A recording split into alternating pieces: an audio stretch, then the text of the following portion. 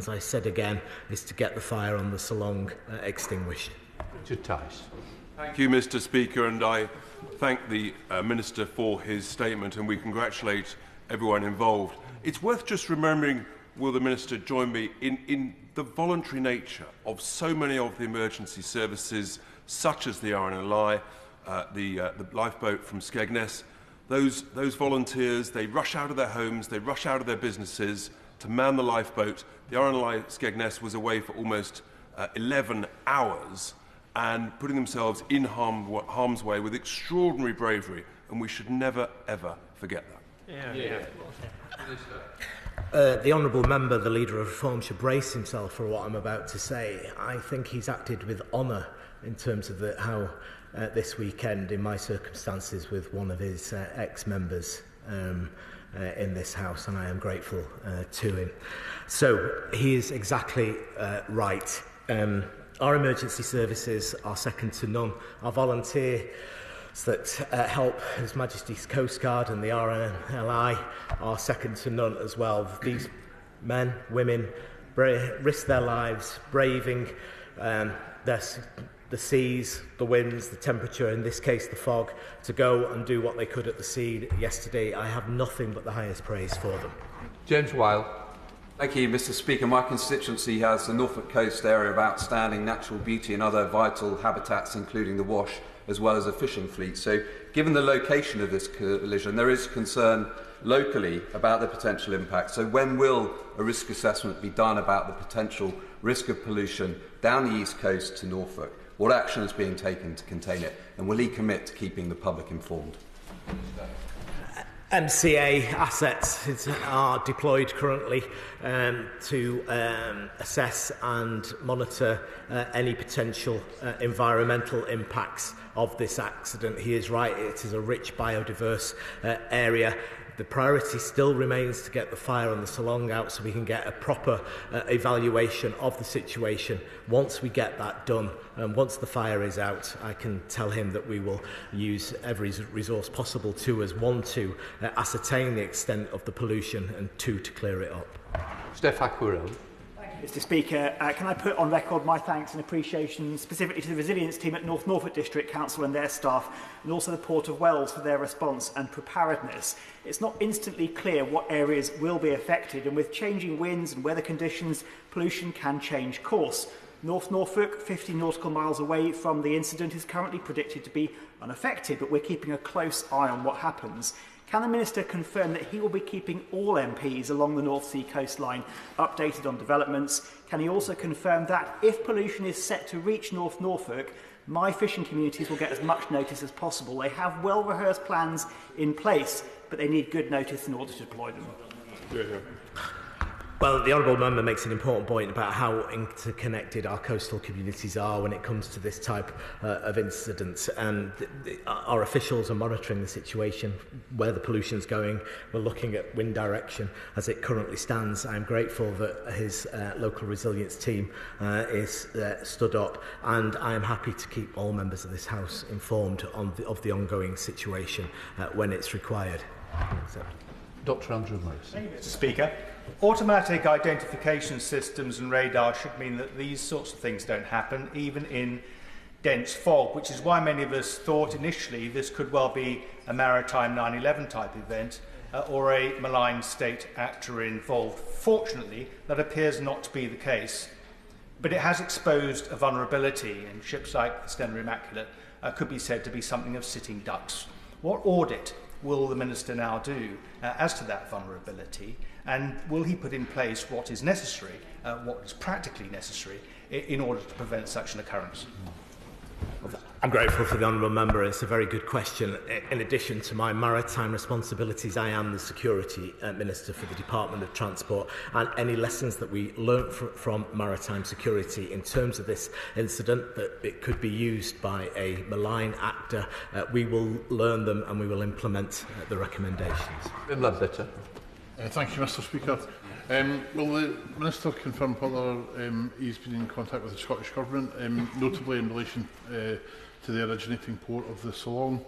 And on a second point, the Salong is clearly in significant danger of sinking. and has containers on board. If any of those containers break loose and get washed up on shore, I think given that the hazardous substances that some of them have contained, it will be absolutely vital that public information is put out widely and very firmly about the dangers of approaching these any containers should that occur. Well, I thank the Honourable Member for his question. The Maritime Coast Guard Authority is, of course, a reserved power to me that covers the United Kingdom. So I hope that answers the first part of his question. The second part of his question is I don't particularly want to speculate here today on the cargo of the Salong until I've got the facts confirmed by officials, and I can then let the House know appropriately. Sir Julian Lewis. Madam Deputy Speaker, and may I thank the Minister for the clarity of his statement and his answers today. Is it not extraordinary that there is such uncertainty as to whether or not so deadly a cargo as sodium cyanide was being carried on one of the vessels?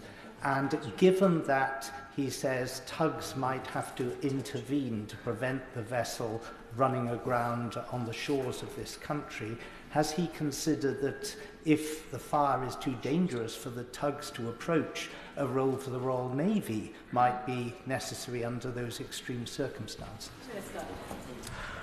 Well, I'm grateful to the Honourable Member for his question. We are a proud maritime nation, and we do have the maritime skills to transport all sorts of hazardous substance, if need be, to our island nation. We have the skills, and we have the people, and we have the ports, and we have the shipping lines to do it.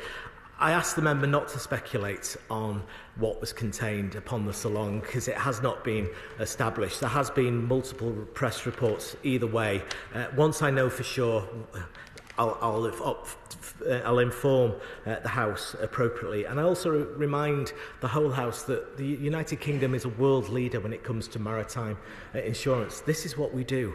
You know, we trade across the world, we bring goods and services across the world, and we insure those goods and services across the world. We should all be very proud of both our maritime sector and the insurance sector as well. Ellie Chams.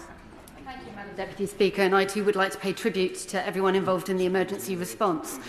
Can I ask the Minister, does he share my deep concern that more than 24 hours after this collision, we still don't know what the cargo was on the MV Solong? Surely the insurance industry ought to know that at the very least. And can I also ask in relation to the pollution? I understand this incident may have taken place in or close to 2 marine protected areas. Are those MPAs affected? What is the plan for cleaning them up? And he mentioned that pollution measures are in waiting but not implemented because the priority is reducing fire. But the Stena Immaculate, I understand, is no longer burning, and that is the one with the hundreds of thousands of tonnes of fuel oil. What measures are being taken to tackle the pollution now? Because speed is of the essence. Well, I say to the Honourable Member, I think this incident started about 10 to 10 yesterday. We were only about 22 hours, 23 hours into this incident. Within minutes, assets were stood up and the crews brought safely home, except for one member of the Salong. And I would say we've got assets to measure the pollution in place now. Those assets are being deployed. Where it's safe to deploy them, they will be deployed, but the priority still remains to get the fire out on the Salong. Wendy Chamberlain. Madam Deputy Speaker, several members have mentioned the effects to the marine environment, including endangered bird species such as puffins and kittiwakes, who are returning to colonies right now in places such as the Isle of May in my own constituency. Can the Minister outline what engagement he's having with the charities and organisations who run those colonies? And secondly, to follow on from the Honourable Member's question in relation to the Scottish Government, if the worst case scenario is feared and we do see pollution extending extensively, is there plans for engagement between the Environment Agency and SEPA? Well, I thank the Honourable Member. The environment is absolutely at the front of our mind, and once we get this fire out, we will make those impact assessments and take the appropriate measures to clean up any pollution if there is any. Department is working across government, currently, and we are working with the local resilience forum. So those partner agencies in terms of bird protection, marine, fish, environment, we will be leading